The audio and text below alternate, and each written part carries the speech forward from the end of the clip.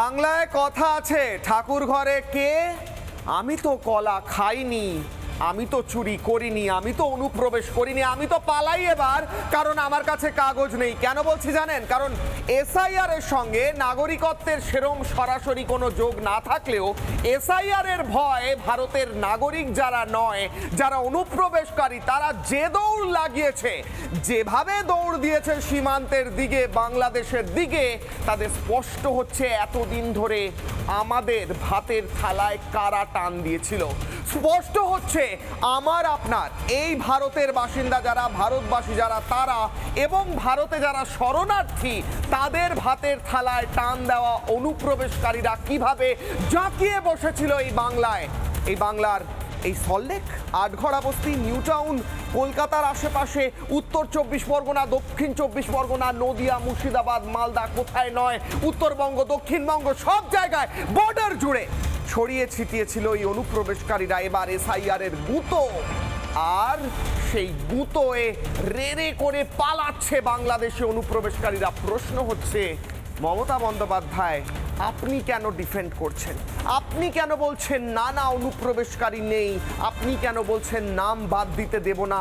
তাহলে এদের নামটা থাকুক, এমনটা আপনি চেয়েছিলেন?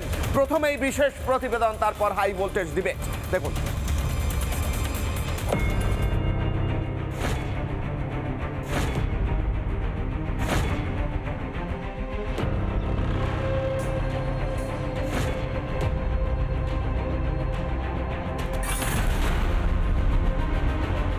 এসেছিলেন 3 বছর আগে, কেউ 4 বছর আগে, কেউ বা তারও আগে, কিন্তু হঠাৎ করেই রাজ্যে এসআইআর ঘোষণা হয়ে যায় এবং যার ফলস্বরূপ যে ডকুমেন্টস তাদের কাছে না থাকায় এবং অবশ্যই বাংলাদেশি নাগরিক যারা ছিলেন তারা এবার তাদের যে জিনিসপত্র রয়েছে সেগুলো গুছিয়ে এবার তারা রওনা দেবেন বাংলাদেশের উদ্দেশ্যে। দাদা, কোথায় বাড়ি? কোথায় আপনাদের?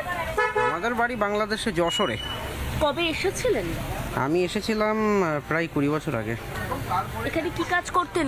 কিভাবে থাকলেন এখানে? কোথায় থাকলেন? ডানকুনিতে। আমরা ছিলাম কলকাতায়। হ্যাঁ, কলকাতায় কোথায় ছিলেন? কলকাতা বিভিন্ন জায়গায় থাকতাম, কাশীপুর। আমরা কিভাবে এই রাজ্যে এসেছেন? আমরা তো অ্যাকচুয়ালি পাসপোর্ট করে আসা হয়নি, ঠিক আছে? হ্যাঁ, পাসপোর্ট ভিসা করে আসা হয়নি আমাদের। আপনারা এলেন কিভাবে এবারে? আমরা এসেছি একমাত্র দালালের মাধ্যমে। কবে এসেছিলেন? 4 বছর ছিলেন। 4 বছর। এখানে ভোট দিয়েছিলেন? না। এসে কিভাবে এসেছিলেন? হ্যাঁ, এটা আমার দালাল ধরে। দালাল ধরে? এই রাস্তা থেকে?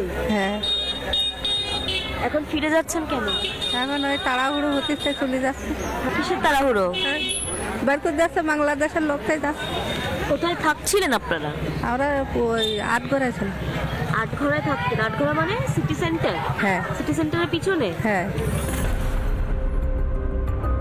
এই আটঘরা বস্তি কিন্তু এই মুহূর্তে সম্পূর্ণ ফাঁকা এবং যেমনটা দেখা যাচ্ছে যে এখানে কেউই নেই। প্রত্যেকটি বাড়িতে রীতিমতো তালা ঝুলছে। আমি সেই ছবি একবার অবশ্যই দেখানোর চেষ্টা করব।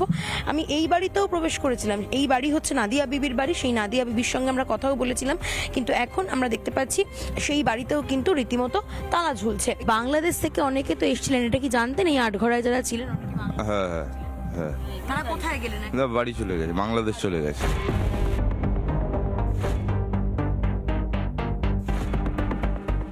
এসআইআর আসছে তেরে, ভুয়ো ভোটার নেবে কেড়ে।